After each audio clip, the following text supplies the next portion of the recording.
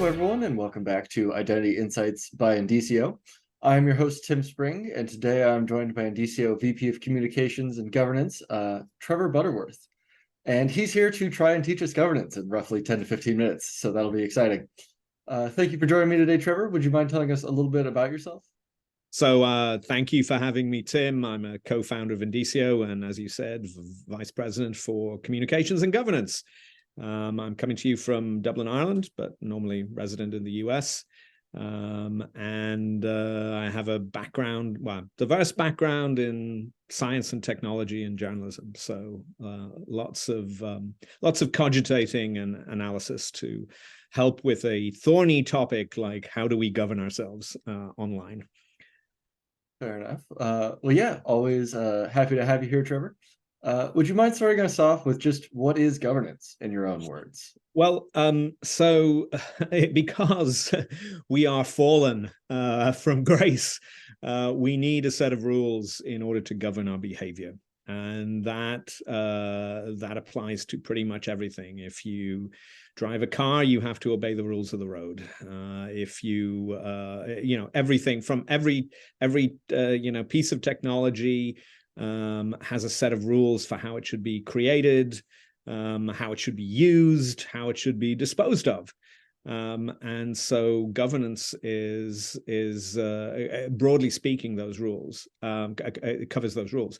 However, it has a very specific meaning in business, which is not quite the same as in technology. So in business, it's who is accountable and what are the rules for say running a corporation, and what should the board do and how should the board be created, et cetera, et cetera, et cetera. There is some of that in decentralized identity, obviously, but when we talk about governance in a decentralized identity, we're sort of combining the corporate governance stuff with the technical manual stuff, and also with policy stuff that may already exist in a specific area. Such as, say, health data. There's lots of rules governing what you can do and cannot do with health data. So if you were creating a governance system for sharing health data, you may draw on these three buckets in different degrees in order to enable a working system that people could trust and in which there was accountability. So what happens with the lack of governance in like a decentralized identity ecosystem? Why is it so important? Well, one simple explanation to that. In a decentralized identity ecosystem, or any sort of decentralized system, you do not have a centralized authority. So who makes the rules? Well, you could say we can all self-rule. But when you throw in a key component of any decentralized identity ecosystem is a distributed ledger, a blockchain. A blockchain is an immutable record, which means that you write something to it, it stays there forever. So how do you, do you just let people write whatever they want to the blockchain? Well, of course not. You need rules for what they can write. And how they can write, and so that's and they can be rendered as a protocol, such that in order to actually write, you have to follow the protocol. And a little bit, there's a certain amount of that with, say, Bitcoin. But pretty much any system needs a set of rules in which to function. Technically, at the very least, technically, how do certain components or software interact with other software? You're going to need technical rules for that if you're going to build anything. So there's multiple layers here, and because the kind of solutions we build involve sharing, the exchange of high-value data, that the data in these use cases comes with its own series of rules as to who and what, how it can be shared, how it should be shared, et cetera, et cetera. You can't really have a complex system for data sharing, whether it's identity or financial transactions, and not have some rules that people have to follow. Would you be able to give me an example, maybe like in a real world scenario, right? what governance is in place if I want to share my, digital identity with someone? Well, you would start with, it would be credential format. How would, what credential formats are you going to be able to hold in your digital wallet? How are you onboarded? What's the identity assurance that goes into the process by which you're issued a credential? Stuff like that. So it's a mixture of human trust issues and technical trust issues. So what kind of influences that? Is it particularly right in this decentralized ecosystem, is it kind of influenced by existing laws in countries around the world? Is it, these are our ideals and this particular network is going to kind of follow these ideals? This technology is designed to be, to ensure privacy. It's privacy by design technology. So that value is built in. That's the sort of governance value, right? We're going to minimize, we're going to minimize data holding. We're going to ensure that we're going to use specific technology to ensure you're able to hold your data and share it in a privacy preserving way. So that would be one dimension of the governance. But when you think of, say, the work we did with the government of Aruba around COVID testing, the government, they're accountable to, well, the health department is accountable to the government and the government are accountable to the people. So they need to be in control of the decisions around what tests are we going to accept, how long, when should they expire, et cetera, et cetera. So all sorts of process details around real world things that they, as a sovereign authority, must be in control of. So our solution is to combine both of these, the technical aspects and the real world aspects, and bundle them up together in the form of what we call machine readable governance, but which will likely have, it's currently under development as a specification at the Decentralized Identity Foundation, and the working nomenclature is DGov, Decentralized Ecosystem Governance. So that enables, you have a governance editor, and if you're a government, right, and you have a use case for verifiable credentials, you will be able to publish a governance file which establishes who are the issuers of credentials that you should trust, who are trustworthy, what are the information flows for a particular use case, and we'll publish that file, and it will propagate to every participant in the ecosystem so that they can function verification can function frictionlessly and seamlessly. So that's the broad goal there.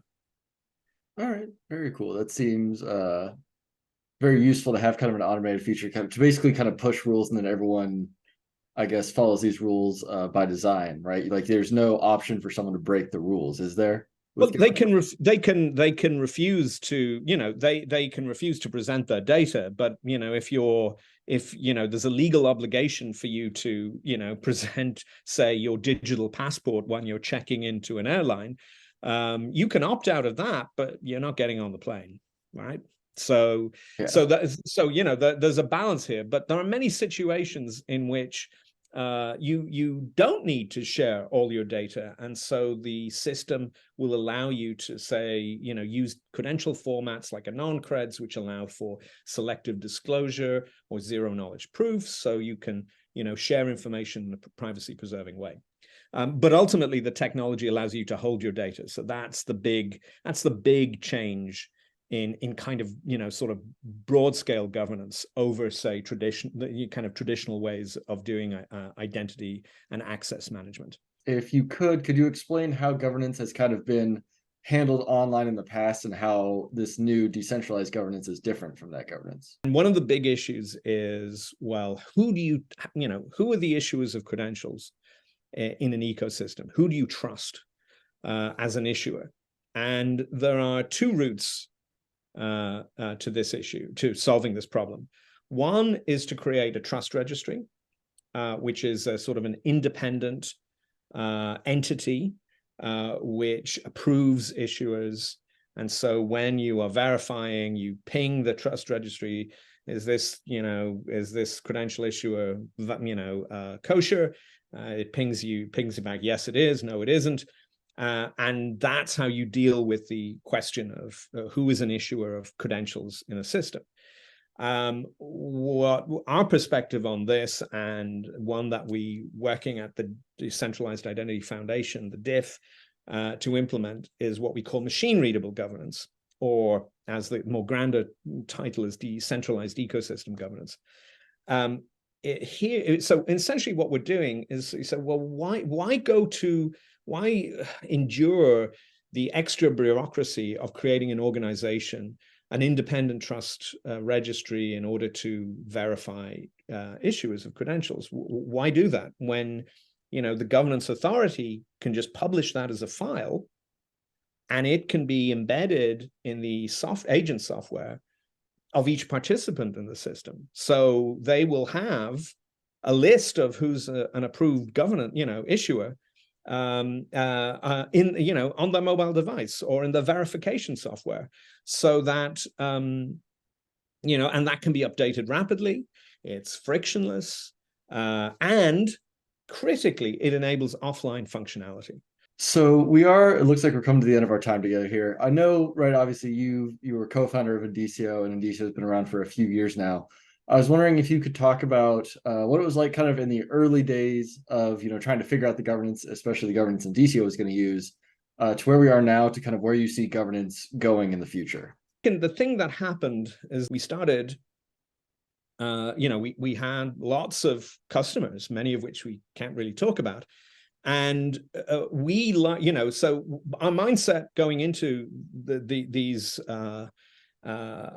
projects was that we would learn as much as, we would learn more about the governance of the technology by approaching this with an open mind and seeing what they needed. And that's how actually DGov came about, because when we started working with the government of Aruba on COVID credentials for people to enter the island safely, they didn't want a separate bureaucracy, or they wanted direct control of what counted for a test, and so on and so forth.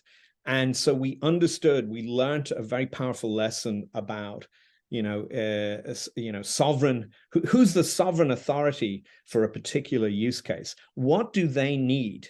And how do we give it to them in a way that's simple to implement and makes them feel comfortable, because they know the system is accountable to them, and they can be accountable to whomever they're accountable to, of course, in the case, the people. So I think that launched us in the path of evangelists for machine-readable governance.